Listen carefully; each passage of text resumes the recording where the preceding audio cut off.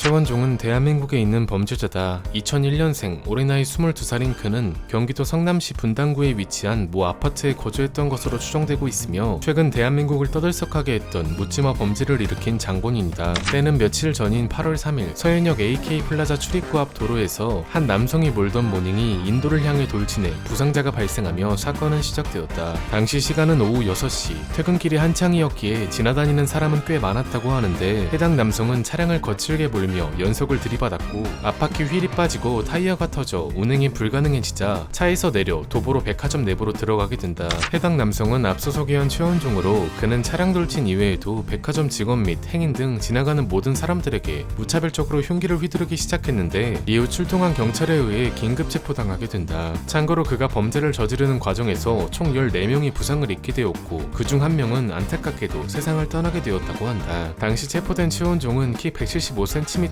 180cm 사이에 건장한 체격을 가진 남성으로 밝혀졌으며 신림동 조선 사건을 비롯 최근 묻지마 범죄가 마치 테러 행위와 같은 수준으로 발생하고 있었기에 사람들은 공포에 휩싸이게 된다. 결국 지난 4일 경찰은 사상 처음으로 특별 치안 활동을 선포, 다중 밀집 지역 순찰 강화 및 특공대를 배치해 급박한 상황에선 경고 사격 없이도 실탄 사격을 할 수 있다며 강경 대응에 나섰고 해당 사건을 저지른 최원종의 신상이 공개되었는데 그가 중학생 때부터 대인기피증을 겪어 고등학교를 자퇴했던 사실과 정신과 진료 과정에서 대인관계 및 사회활동에 흥미를 갖지 않고 냉철한 태도를 보이는 것이 특징인 조현성 성격장애 진단을 받은 것이 알려졌다. 실제로 최원종은 2020년 정신과 진단을 받았는데 최근 3년간 제대로 된 치료를 받지 않아 경찰은 정신질환이 있으면서도 치료를 받지 않았던 최원종이 피해망상에 시달리다가 범행을 한 것으로 추측하고 있는데 그는 구속 과정에서 서현역에 나를 스토킹하는 집단 구성원이 다수 있었다. 이 스토킹 집단을 세상에 알려야 한다 등 횡설수설하는 모습을 보였으며 3년 전 대학에 입학한 뒤 부모님과 따로 떨어져 살면서 배달 알바를 했던 그는 스토킹하는 집단 때문에 무서워서 혼자 살 수 없다며 이달 초 부모님 댁으로 이사했었다고 한다. 한편 경찰은 포렌식 조사를 통해 최원종이 범행을 사전에 계획한 정황을 발견했다고 하는데 그는 범행 전날 대형 마트에서 흉기를 구매한 뒤 서현역에 왔다가 돌아갔다고 하며 범행 전 신림동 조선 사건을 비롯 방검복, 칼, 총 등의 키워드를 검색하거나 범죄를 암시하는 글을 써온 기록을 확인할 수 있었다고 한다.